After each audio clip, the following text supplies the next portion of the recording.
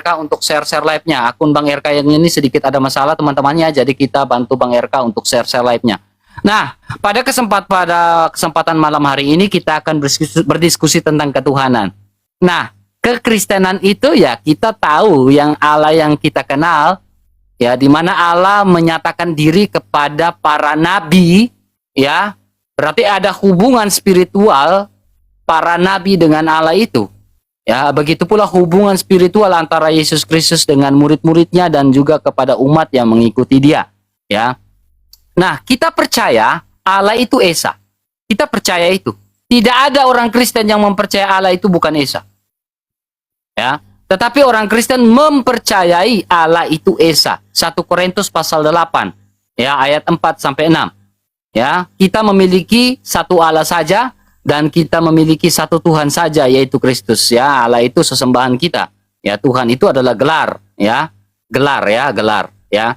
Nah, sekarang teman-teman, ya, Tritunggal itu seperti apa sih? Ya, Tritunggal itu bukan bicara tentang tiga Allah, bukan. Tidak ada Tritunggal bicara tentang tiga Allah, tidak. Ya, Tritunggal itu bicara tentang satu Allah. Dan bagaimana Allah menyatakan diri, memperkenalkan diri kepada manusia. Itu Tritunggal. Ya, Allah yang tak terbatas, yang tidak bisa dipikirkan oleh akal manusia. Ya. Lalu kalau Allah tidak bisa dipikirkan dengan akal manusia, maka dari itu Allah yang datang memperkenalkan diri kepada manusia tentang siapa dirinya. Makanya kita melihat Tritunggal dalam karya penyelamatan, Tritunggal dalam kebagaimanaan dia, dan Tritunggal adalah Allah yang Esa. Tritunggal sudah pasti Esa. Ya, Tritunggal tidak mungkin tidak Esa, teman-teman. Sudah pasti Esa. Ya. Ya, sudah pasti Esa. Nah, sekarang kita percaya Bapa dan Putra dan Roh Kudus. Ya, Bapa dan Putra dan Roh Kudus. Apakah Yesus mengajarkan itu? Mengajarkan itu juga. Ya. Matius pasal 28. Jadikanlah semua bangsa muridku dan baptislah mereka dalam nama Bapa dan Putra dan Roh Kudus. Apakah di dalam Taurat Musa mengajarkan demikian? Mengajarkan demikian juga. Ya. Kejadian 1 ayat 1. Sebelum Allah menjelaskan tentang bagaimana tentang penciptaan yang dia lakukan, sebelum dia melakukan segala sesuatu, dia terlebih dahulu memperkenalkan diri dalam Kejadian 1 ayat 1, ayat 2 dan ayat 3. Pada mulanya Allah menciptakan langit dan bumi, berfirmanlah Allah. Ya, roh Allah melayang-layang. Nah, tiga hipostasis ini, tiga substansial ini, ya, disebut sebagai Allah yang Esa di dalam Ulangan pasal 6 ayat 4. Sema Yisrael Adonai Eloheinu Adonai Ehad. Ya. Ya, Yesus pun mengajar Bapa, Putra dan Roh Kudus. Disebut sebagai Allah yang Esa. Markus pasal 12, Allah yang Esa. Ya, Allah yang Esa. Jadi kita memahami dengan baik hal itu. Ya, jadi Tritunggal bukan bicara tiga Allah, tidak ada. Tiga pribadi bukan berarti tiga Allah. Ya, tiga pribadi bukan tiga Allah. Tapi tiga pribadi adalah bagaimana cara tiga hipostasis, tiga substansi, bagaimana Allah menyatakan diri kepada manusia. Itu hal yang paling penting, hal yang paling mendasar di dalam kekristenan. Nanti kita akan menjelaskan lebih detail. Jikalau ada pertanyaan-pertanyaan dari Ustadz Yusuf PI terkait hal ini, teman-teman. Jangan lupa Bang RK, teman-teman, ya. Untuk share live ini, teman-teman, ya. Tap layar dan share live-nya, teman-teman, ya. 1 orang 5 kali share, teman-teman. Ya, dan juga repost ulang live ini. Love Orange bagi ada yang punya 1 koin atau apa, di Love Orange kan saja, teman-teman, ya.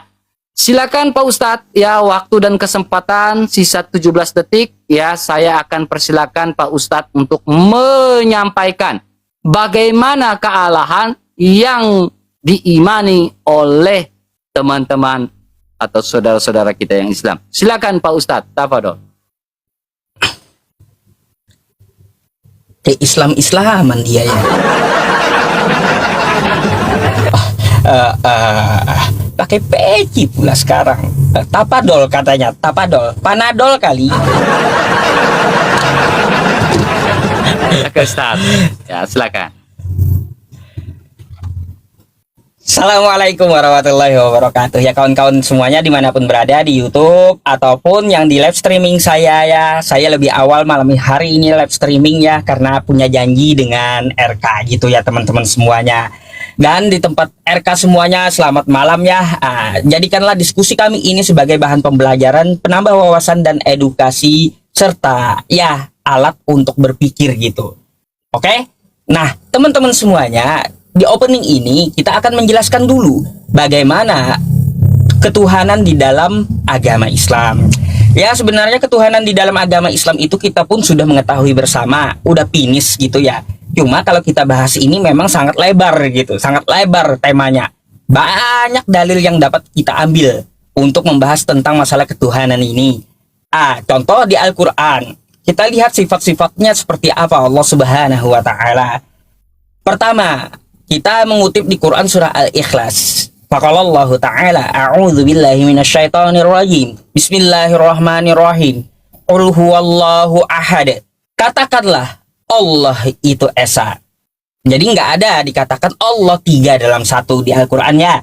Karena ada penolakan terhadap konsep yang tri gitu ya. Yang tri tunggal, tiga dalam satu. Di mana ayatnya?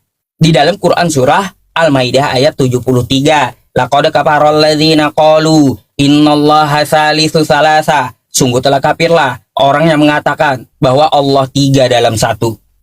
Ya, jadi Allah itu esa, bukan tiga dalam satu.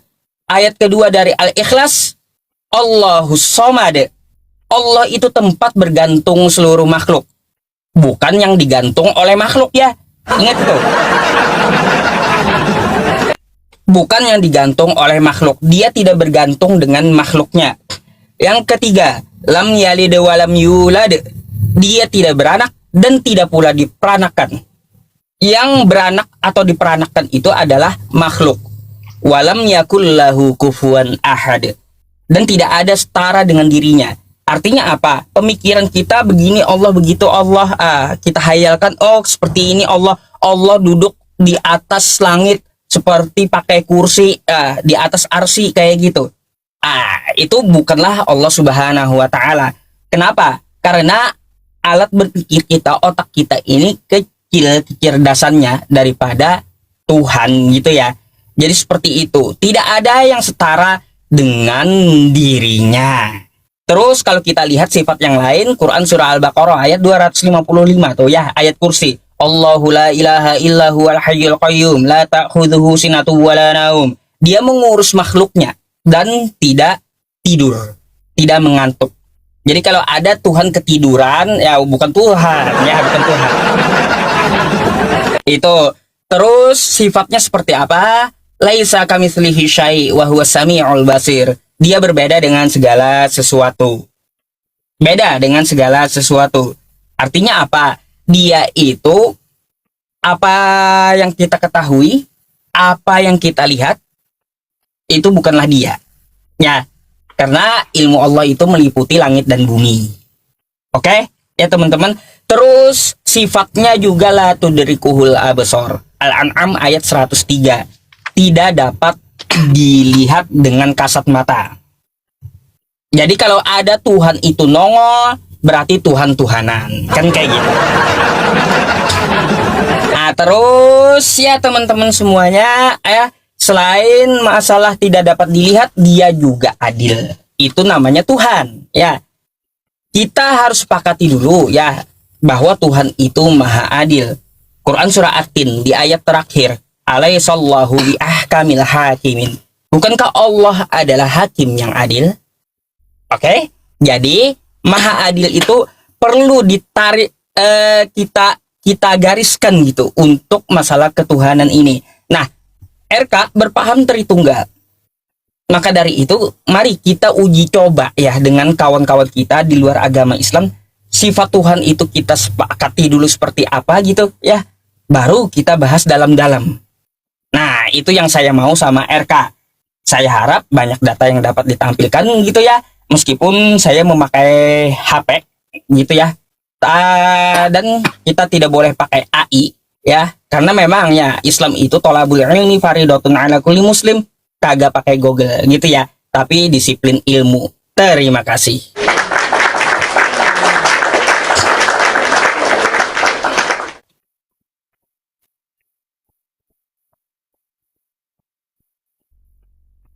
Oke.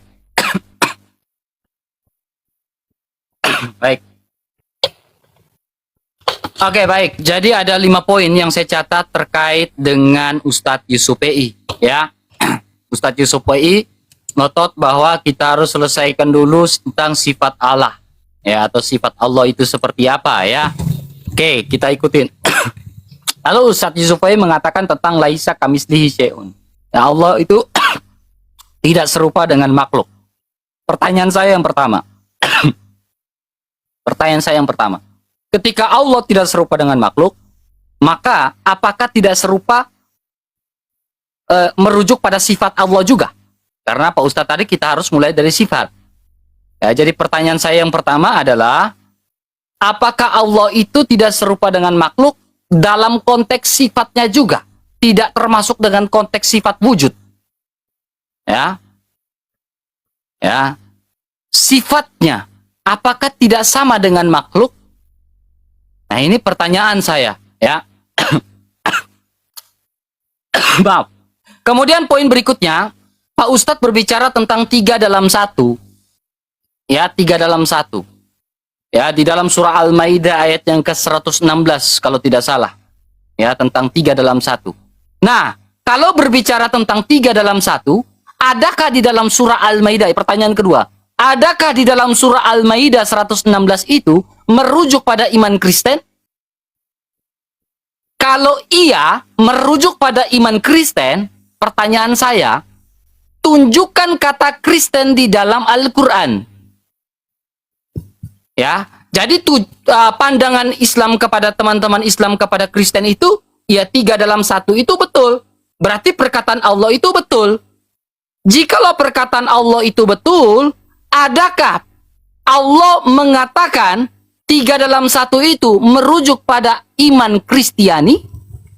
Kalau merujuk pada iman Kristiani, bolehlah Pak Ustadz menunjukkan dalil kata Kristen di dalam Al-Quran. Karena Pak Ustadz merujuk pada 3 dalam 1 dalam surah Al-Maidah ayat 116. Kalau Pak Ustadz tidak sanggup tunjukkan kata Kristen di dalam Al-Quran, berarti tuduhan itu bukan kepada iman Kristiani. Tangkap ya? Poin ketiga adalah kitab Yahudi, ya, menuliskan, ya, tentang ada duduk di sisi kanan Allah Bapa. Lah katanya iman Yahudi ini sama dengan iman Islam atau bagaimana?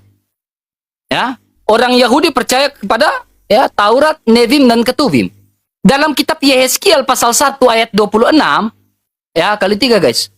Ya, dalam kitab Yehezkiel pasal 1 ayat 26, di situ berbicara tentang apa? Ya, tentang anak manusia di atas awan-awan. Ya, dalam kitab Yahudi pun berbicara demikian. Kalau teman-teman Islam tidak percaya tentang anak manusia di atas awan-awan, ya berarti, ya, iman Islam dengan iman Yahudi beda dong. Berarti beda dengan Nabi Musa juga dong. Kemudian poin berikutnya, ya. Kalau Tuhan nongol berarti bukan Tuhan, tetapi Tuhan-Tuhanan, kata Pak Ustadz, ya kan? Ya, oke. Kita perhatikan sini Pak Ustadz. Ya. Nah, di dalam surat Al-A'raf, ayat yang ke-143, ya, ini poin keempat nih. Ketika Musa datang untuk bermunajat, pada waktu itu telah kami tentukan selama 40 hari dan Tuhan telah berfirman langsung kepadanya. Dia berkata, "Ya Tuhan, tampakkanlah dirimu kepadaku agar aku dapat melihat engkau." Dia berkata, "Engkau tidak akan sanggup melihatku. Namun, lihatlah gunung itu jika ia tetap di tempatnya seperti sedia kala. Niscaya engkau dapat melihatku." Maka, ketika Tuhan menampakkan keagungannya pada gunung itu hancur lulu dan Musa pun jatuh pingsan.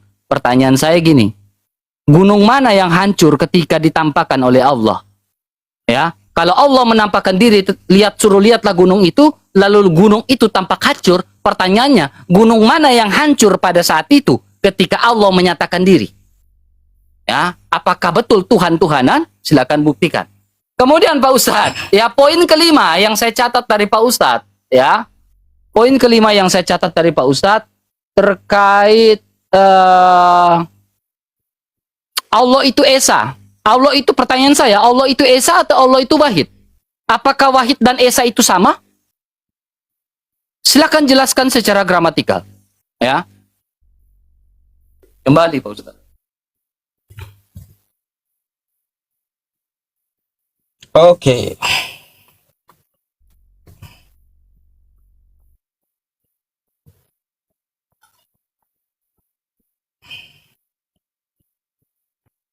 Belum.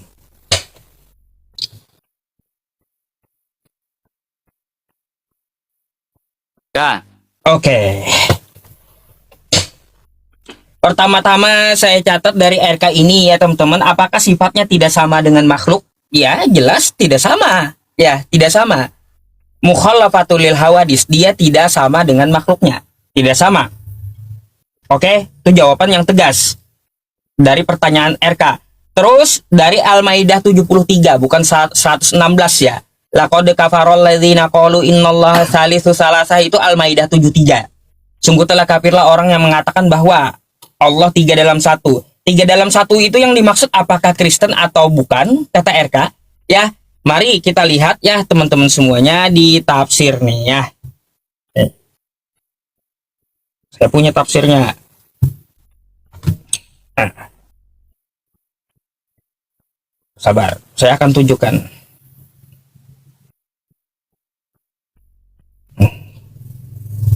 Aduh.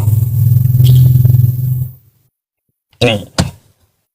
Kawan-kawan semuanya dapat kita lihat di sini ya. Yang dimaksud 3 dalam 1 itu apa sih?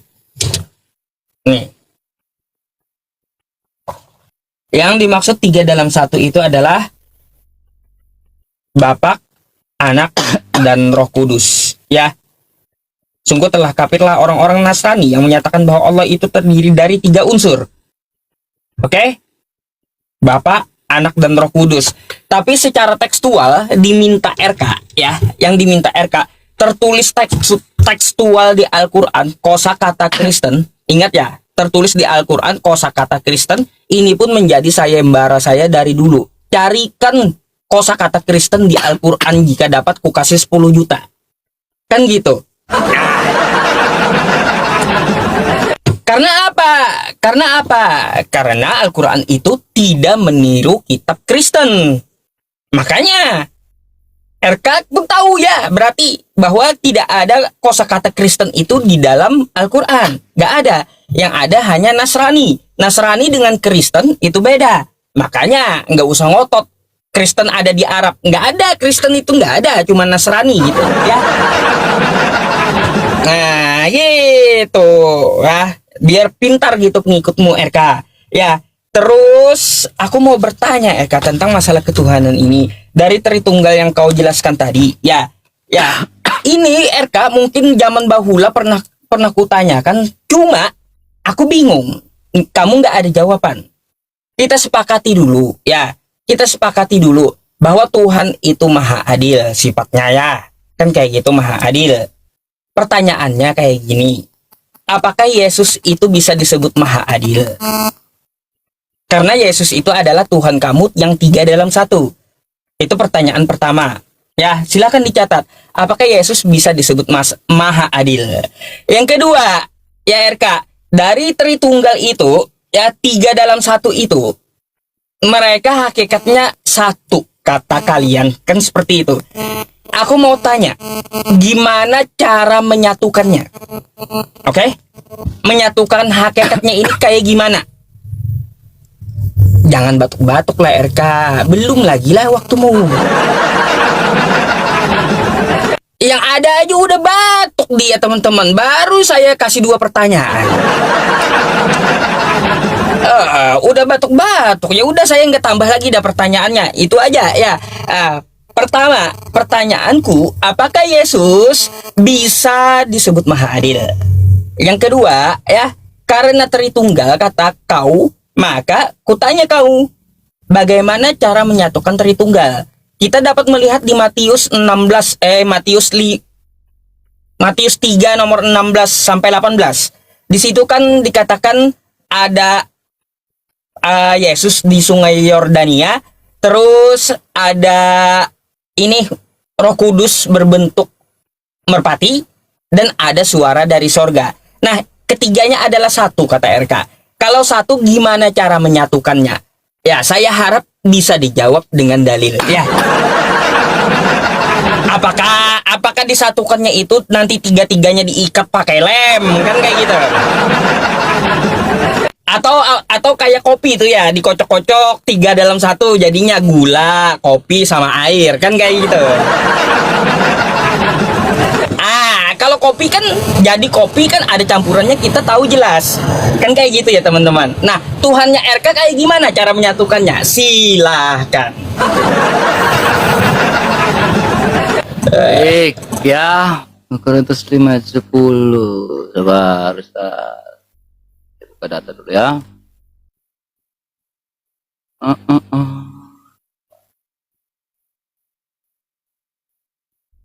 Oke, silakan pencet Pak Ustaz.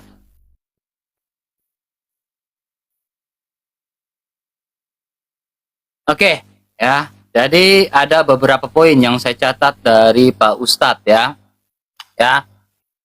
Jikalau Pak Ustadz mengatakan, ya, poin pertama, ya, Pak Ustadz tidak menjawab pertanyaan saya nih.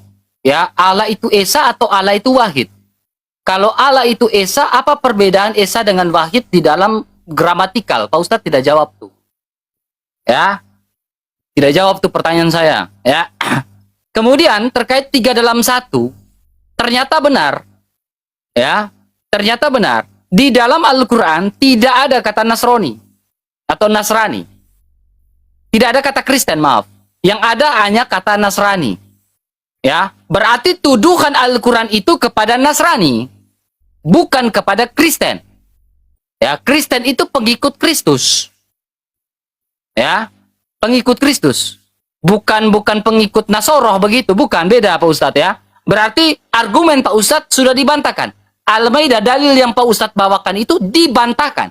Karena tidak ditemukan kata Kristen di dalam Al-Quran. Maupun di dalam tafsir tidak ditemukan kata Kristen. Berarti dibantahkan. Ya. Kemudian, poin berikutnya. Terkait gunung mana yang hancur, ya, di dalam surat Al-A'raf yang saya tanyakan tadi, itu juga tidak dijawab. Harusnya Pak Ustadz menjawab dulu baru memberikan pertanyaan kepada saya. Ya. Ya. Kemudian jangan kabur, itu akan saya kejar terus tuh. Gunung mana yang hancur saat itu? Ya. Nah, kemudian kata sifat, terkait kata sifat, Pak Ustadz. Ya, Pak Ustadz bilang terkait kata sifat. Ya. Sifat Allah itu berbeda dengan makhluk. Ya, berarti Allah ini maha. Maha penyayang, maha pemurah, ya, maha pengampun, Al-Ghafar, ya. Ya. Sekarang, apakah Allah juga maha menyesatkan sesuai dengan surah An-Nahl ayat 93? Ya. Di mana Allah menyesatkan siapa yang hendak dia sesatkan. Nah, dia menyesatkan siapa yang hendak dia sesatkan. Ya. Iblis pun menyesatkan. Apakah Allah maha menyesatkan? Ya kan? Nah, gitu itu. Laisa kamislihi syai'un. Iblis pun menyesatkan manusia. Ya, tetapi apakah Allah juga menyesatkan? Atau maha menyesatkan? Itu pertanyaan, Pak Ustadz. Itu pertanyaan. Ya, itu pertanyaan ya. Kemudian poin berikutnya terkait Pak Ustadz tanya, bagaimana cara menyatukan ya Bapa, Putra dan Roh Kudus? Saya memberikan sebuah analogi yang sangat ringan, yang mudah dimengerti oleh Pak Ustadz dan juga teman-teman. Analogi yang ringan itu apa? Pak Ustadz punya tubuh, Pak Ustadz punya jiwa, Pak Ustadz punya roh. Bagaimana cara melepaskan? Bagaimana cara menggabungkan? Ya, bagaimana cara menggabungkan tubuh, jiwa dan roh? Dan bagaimana cara melepaskan itu? Apakah Pak Ustadz melihat bagaimana cara menggabungkan ketik tubuh dan jiwa dan roh, dan bagaimana Pak Ustadz tahu bagaimana tubuh dan jiwa roh itu dilepaskan? Ya, apa perbedaan roh dan jiwa itu seperti apa? Tolong dijawabkan sesuai dengan dalil Al-Quran. Ya, ya, ya, ini logika nih, logika berpikir ya, logika berpikir. Nah, terkait itu saya akan membuka sebuah dalil ya. Terkait sebuah dalil di dalam 1 Yohanes pasal 4 ayat yang ke-8. Ya. Ini tentang hipostasis dari ketiganya yang tidak bisa terpisahkan dan tidak bisa dilepaskan. Ya. Nih. Barang siapa tidak mengenal Allah, ia tidak mengasihi Allah. Sebab Allah itu kasih. Ya, Allah itu kasih. Ya, Bapa, Putra, dan Roh Kudus adalah Allah yang Esa dan Allah yang kasih. Ya, bagaimana cara melepaskan Allah? Bapa firman-Nya. Ya, bagaimana cara melepaskan firman Allah dari Allah? Ya, Pak Ustadz pasti belajar tentang mutakaliman. Allah Maha berkata-kata. Ya, berarti Maha berkata-kata itu berasal dari Allah. Ya, berasal dan diam bersabar Allah. Kekal gak? Kekal. Sekarang mutakaliman yang kekal itu, bagaimana cara melepaskan dari Allah? Coba. Ya, mutakaliman yang kekal itu, bagaimana caranya melepaskan dari Allah? Ya, 99 nama baik Allah itu bagaimana cara melepaskan dari Allah? 20 tauhid itu, ini kan kita 3, kalian kan 20. Nah, 20 tauhid itu bagaimana cara melepaskan dari Allah? Bisakah dipisahkan 20 tauhid atau 99 asmaul? Silakan jawab, Pak Ustadz. Ya. Gunung yang hancur itu dari mana tuh? Silakan, Ustadz.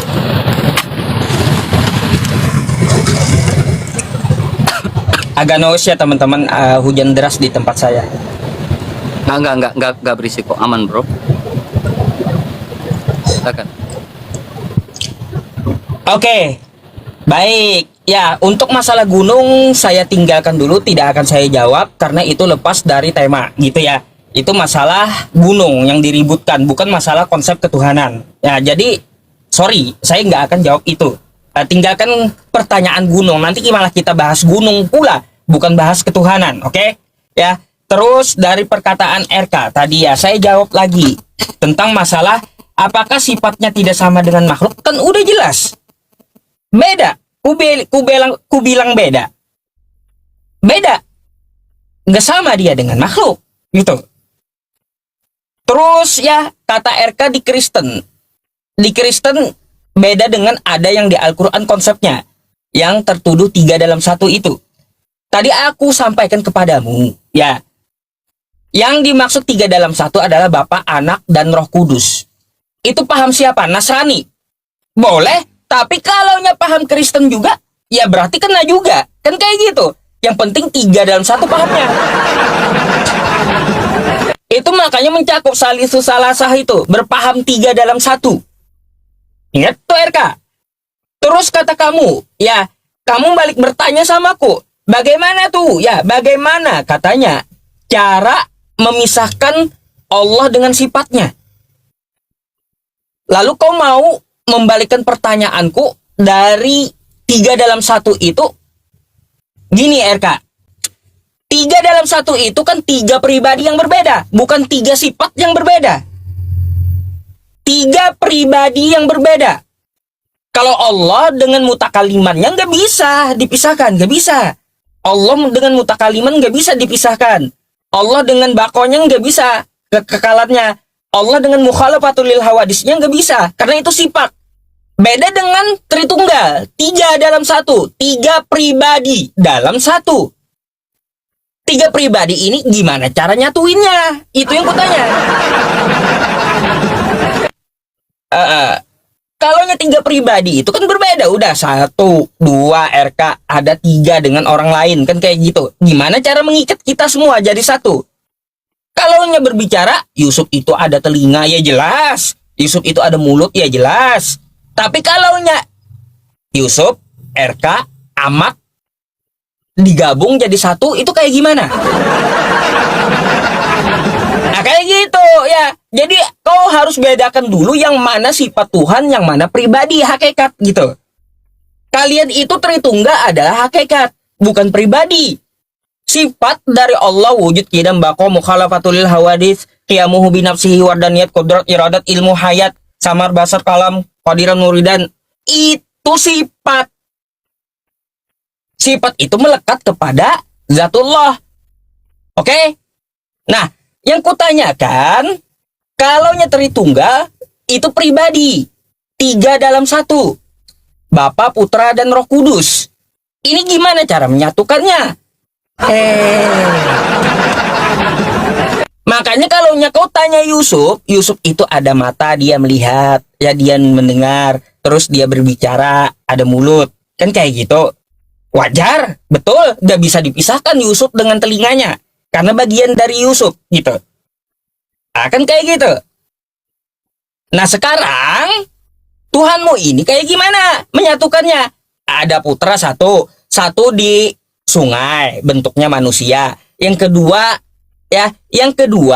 itu ada di langit, bentuknya merpati. Kan beda udah manusia dengan merpati. Yang ketiga nggak ada bentuknya, bentuk suara dari sorga. Ini gimana menyatukan tiga bentuk yang berbeda ini? Ya tolong dijelaskan gitu ya. Terus kamu kagak ini juga, kagak menjawab pertanyaanku. Yesus apakah bisa maha adil? Dan RK ya, kumohon selain Musa tadi, ya gunung tadi, apalagi pertanyaanmu gitu tadi?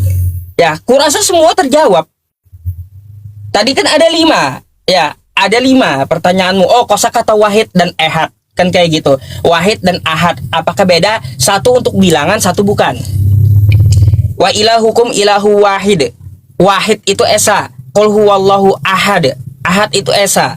Tapi kalau wahid itu bisa digunakan untuk bilangan nomor 1 2 3. Wahidun 1, isnani 2, salah satu 3.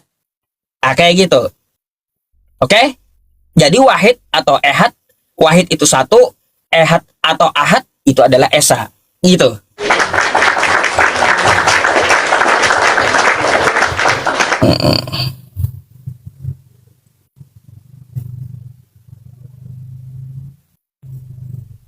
Gimana cara RK menyatukan Tuhannya? Bingung saya. Ayo, pencet Ustaz. Oke, baik Pak Ustadz. Ketika Pak Ustadz mengatakan bahwa tentang gunung itu tidak penting, ya ini kan kita bicara tentang Allah, berarti kita bicara tentang esensi kealahan, toh?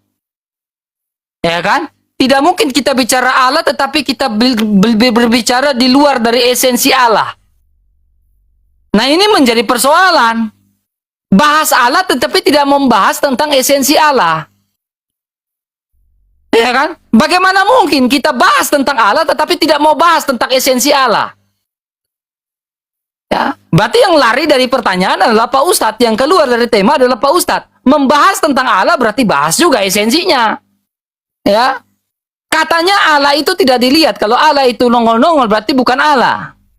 Ya kan? Berarti kita bicara esensi Allah dan kemahakuasaan Allah. Makanya pertanyaan saya dalam surat Al-A'raf tadi 143.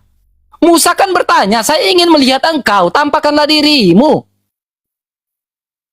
Tampakkanlah dirimu. Ini kan esensi Allah. Tetapi Allah tidak menampakkan diri. Allah bilang, kalau kau melihat aku, ya lihatlah gunung-gunung itu. Dan gunung-gunung itu sampai hancur. Sampai Musa itu ini. Gunung itu hancur dulu. Dan Musa pun jatuh pingsan. Berarti ingin membuktikan tentang keberadaan dan esensi Allah yang ada di dalam Al-Quran. Berarti Pak Ustadz harus menunjukkan, ya kan, mana gunung yang hancur ketika Musa ingin melihat Allah. Sehingga bisa membuktikan kalau Allahnya Pak Ustadz itu ada. Allah yang dalam Al-Quran itu benar-benar ada. Itu loh Pak Ustadz. Kalau Pak Ustadz tidak sanggup menunjukkan itu, berarti omon-omon namanya Pak Ustadz. Berarti Pak Ustadz tidak sanggup membuktikan Allahnya Pak Ustadz itu ada sesuai Al-A'raf 147. Berarti esensi Allah dalam Al-Quran itu apakah ada atau tidak? Ini persoalan. Karena tidak di Gunung Sinai sana atau area-area gunung di Gunung Sinai, tidak pernah kita lihat gunung yang hancur lulu lantak seperti kata Al-Quran. Fakta tidak pernah menunjukkan itu Pak Ustadz. Ya, kemudian Pak Ustadz menanyakan tentang Yesus Allah itu adil. Oke, kita melakukan perbandingan, ya, komparasi antara kitab Mazmur, Perjanjian Lama. Apakah Allah itu adil di hadapan Tuhan sebab ia datang menghakimi. Allah itu hakim yang adil. Jadi Allah dalam Perjanjian Lama adalah hakim yang adil. Sekarang kita lihat apakah Yesus adalah hakim yang adil? Hakim yang adil, 2 Korintus pasal 5 ayat 10. Sebab kita semua harus menghadapi tahta pengadilan Kristus. Bicara tentang pengadilan Allah. Di sini membuktikan bahwa Allah dalam Perjanjian Lama, ya, dinyatakan di dalam Kristus Yesus yang kita kenal, yang kami kenal. Ya kan? Ya, ini Pak Ustadz. Jadi Pak Ustadz harus melihat dengan baik masalah itu, ya. Kemudian saya akan menunjukkan sebuah data tentang Tritunggal. Ya, jadi pemahaman Tritunggal itu berbeda dengan Kristen, itu berbeda dengan pemahaman Nasoro. Beda. Coba Pak Ustadz tunjukkan pemahaman Nasrani kepada saya, lalu kita lakukan perbandingan dengan ajaran Kristen seperti apa. Kalau Pak Ustadz tidak tunjukkan pemahaman Tritunggal Nasrani kepada saya, berarti Pak Ustadz omon-omon, ya. Ini data saya, ya, dalam buku Fides, ya, ISBN, ya. Ini bicara tentang apa? Menerjemahkan tentang kata prosopon, tentang kata pribadi. Pribadi itu bukan bicara tiga Allah, tapi bicara tentang prosopon. Prosopon itu apa sih sebenarnya? Prosopon itu bicara tentang Allah hadir dan menyatakan diri kepada manusia. Allah itu satu, Esa, tetapi menyatakan diri dalam tiga cara, ya. Coba saya ingin tunjukkan, Pak Ustadz tunjukkan dalil kepada saya tentang ajaran Nasrani yang ada dalam Al-Quran yang dibicarakan sama Allah itu. Ya, saya ingin tunjukkan, ya. Nah, terkait dengan kata Esa dan Wahid, berarti beda kan? Secara gramatikal, ya kan? Esa itu beda, Wahid itu beda. Nah, pertanyaan saya, Allah itu Esa atau Allah itu Wahid? Kalau beda, lah kenapa ditulis? Ada Allah yang Esa, ada Allah yang Wahid. Coba dijawab itu. Ya, coba dijawab. Gunung itu membuktikan kalau Allah itu ada. Karena Musa disuruh lihat gunung itu kan. Perhatikan gunung yang luluh itu. Yang hancur itu. Kalau Pak Ustadz tidak bisa membuktikan gunung itu hancur. Ya, gunung yang mana? Berarti saya tidak bisa percaya. Kalau Allahnya Pak Ustadz itu ada. Ya, sekarang kita membuktikan di mana Allahnya Pak Ustadz dari pembicaraan Pak Ustadz. Itulah pembuktian. Silakan Pak Ustadz.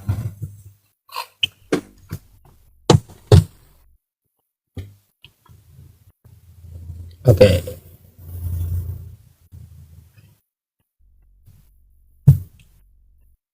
Baik teman-teman, yang dipermasalahkan RK gunungnya, bukan Tuhannya. Akan kayak gitu. Di situ sudah tahu ada esensi Allah, ya. Diperintahkan Nabi Musa untuk melihat gunung. Gunung itu gunungnya yang dicari. Kan kayak gitu, bukan Allahnya yang dicari RK. Heran saya jadinya. Makanya yang kita bahas itu saya bilang adalah ketuhanan, bukan gunungnya. Esensinya seperti apa? Tidak dapat dilihat oleh Nabi Musa. Karena Nabi Musa aja melihat gunung diperintahkan melihat gunungnya hancur gitu. Sampai pingsan Nabi Musa. Berarti esensinya tidak dapat dilihat dengan mata. Bukan gunungnya yang kau cari, gunung apa? Itu makanya dari tadi ya saya tekankan seperti itu. Coba cerdas dikit. Ya, yang kita bahas itu masalah ketuhanan, bukan bahas masalah gunung. Mau lari dari tema dia. Terus Allah itu menyesatkan. Kitabmu juga nih. Kitabmu ya di 2 Tesalonika 2 nomor 11, dan itulah sebabnya Allah mendatangkan kesesatan atas mereka yang menyebabkan mereka percaya akan dusta. Jadi Tuhan kau itu mendatangkan kesesatan, RK. Ya. Makanya kalian suka yang dusta-dusta kan? Konsep Tuhan 3 dalam 1 dusta kan konsepnya. Makanya biar apa? Biar percaya dengan dusta gitu. Tuhannya RK aja mendatangkan kesesatan. Macam mana itu? Coba kau jelaskan ini, kenapa? Tuhan kamu menyesatkan kamu, kenapa? Ya. Biar kamu percaya akan dusta. 2 Tesalonika 2 nomor 11, oke? Ya. Terus untuk Yesus adil. Ini catat baik-baik ya, catat baik-baik. Ini RK kemarin nggak jawab juga pertanyaanku. Kalau Yesus itu adil, bentuknya kan fisik manusia toh. Ya, kalau dia bisa adil. Aku mau tanya samamu. Yesus itu pada abad pertama dia turun di Nazaret. Abad pertama turun di Nazaret. Hanya sekampungan Nazaret aja yang melihat dengan biji mata. Ya, dengan biji matanya. Ada manusia-manusia di kampung Nazaret yang melihat Tuhan dengan biji matanya. Sekarang saya mau tanya RK. Ya, di mana keadilan Yesus? untuk mata kita dan mata orang buta gitu ya. Karena apa? Komplain dong saya kalau Yesus tidak nongol di tempat saya. Gak adil Yesus menampakkan diri kepada orang-orang yang ada di Nazaret saja. Kenapa sama saya tidak? Sama RK tidak? Mana adilnya dia? Nah, coba kau tolong jelaskan gimana maha adilnya Yesus. Sedangkan orang abad pertama di kampung Nazaret dia bisa melihat dengan bola mata. Ya, saya nggak tanya iman, saya tanya bola mata. Mana keadilan Yesus bagi bola mata kita dan bola mata RK? Itu yang saya tanya. Udah dua deh ya pertanyaannya. Ya, terkait tentang masalah Al-Maidah ayat 73. Ya kalaunya ditafsir, ya bagian tafsir mengatakan bahwa Bapa, Putra, dan Roh Kudus yang saya tunjukkan tadi, itu kata RK bukan Kristen ya Nasrani.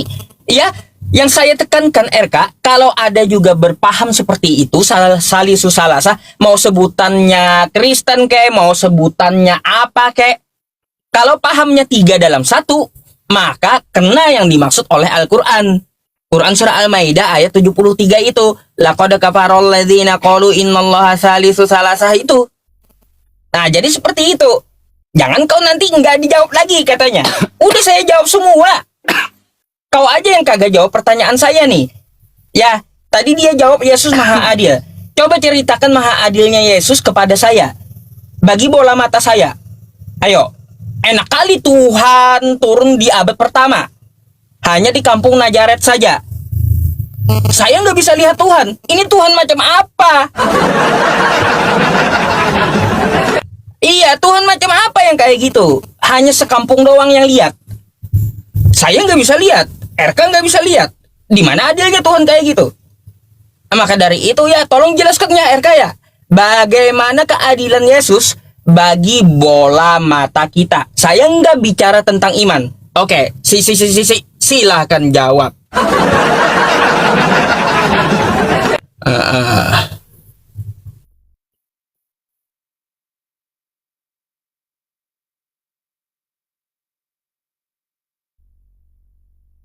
Udah, Kak.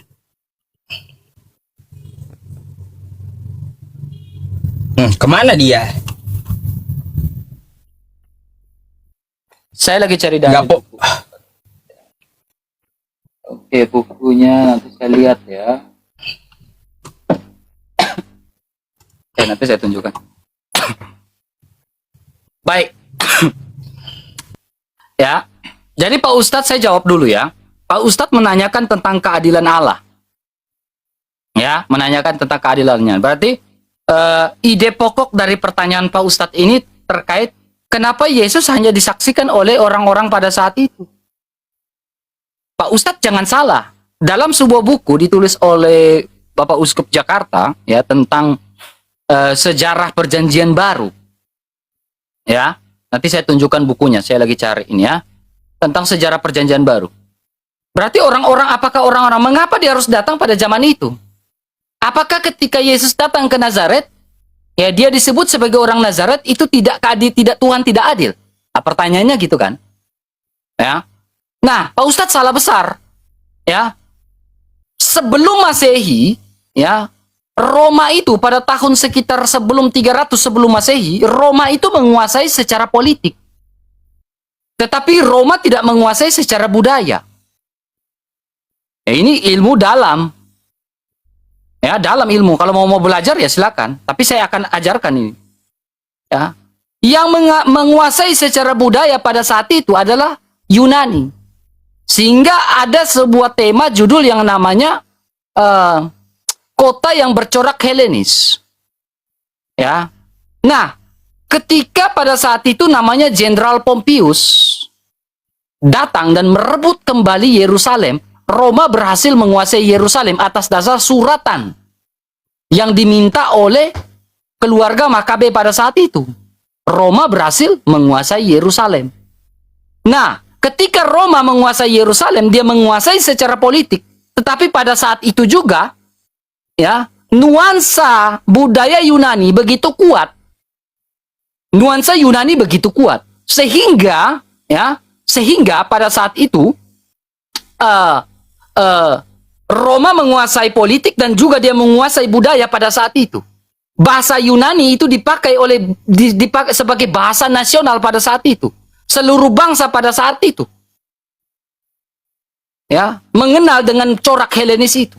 Jadi kalau bilang Yesus tidak adil ketika datang ke Nazaret, salah besar. Ketika Yesus datang ke Nazaret, ya, ini ilmu terlalu tinggi, susah untuk dimengerti oleh IQ 78. Ya. Jadi ketika Yesus datang di Nazaret, heboh. Hebohnya apa? Herodes ingin mematikan semua anak-anak di bawah usia 2 tahun pada saat itu. Karena dia takut juru selamat itu akan datang atas dasar pemberitaan. Jadi kalau bilang Yesus tidak ini, Yesus sangat adil. Dia datang pada time yang pas. Ya, ini sejarah. IQ 78 nggak ngerti, susah nih. Tapi ini untuk orang Kristen. Nah, Pak Ustadz tidak bisa menghindar dan mengelak dari pertanyaan saya. Ya, karena esensi di dalam Al-A'raf 143 itu, Pak Ustadz, itu berbicara tentang Musa menanyakan, saya ingin melihat engkau. Tapi Allah bilang, lihatlah gunung yang hancur itu, maka kamu udah melihat aku. Nah, gunung yang hancur itu, saya ingin tahu. Kalau ada yang gunung yang hancur, membuktikan pada saat itu perkataan Al-Quran benar. Berarti Allah memang ada. Allahnya Al-Quran itu benar-benar ada. Nah, Pak Ustadz tidak bisa kabur karena ini bicara esensi dari pernyataan Allah sendiri dalam Al-A'raf 143. Kemudian Pak Ustadz, ketika Pak Ustadz mengatakan bahwa Allah tidak serupa dengan makhluk, mukalafatul lil hawadis, ya, kan Pak Ustadz, laisa kamisli syai'un. Al-Bukhari 4470. Di sini ada kaki Allah. Makanya tadi di awal saya tanya, Allah tidak serupa dengan makhluk itu dalam konteks apa? Ya, kalau Pak Ustadz mengatakan, ya, ini ada kaki Allah di neraka. Ya, kalau Pak Ustadz mengatakan itu kan kiasan. Apakah Allah dikiasan? Kalau Allah dikiaskan, berarti pertanyaannya, bagaimana dengan laisa kamislihi syai'un? Logikanya di situ. Kaki Allah ada di neraka, Bukhari 4470. Lalu pasti Pak Ustadz bilang itu kiasan. Benar nggak? Masakah Allah dikias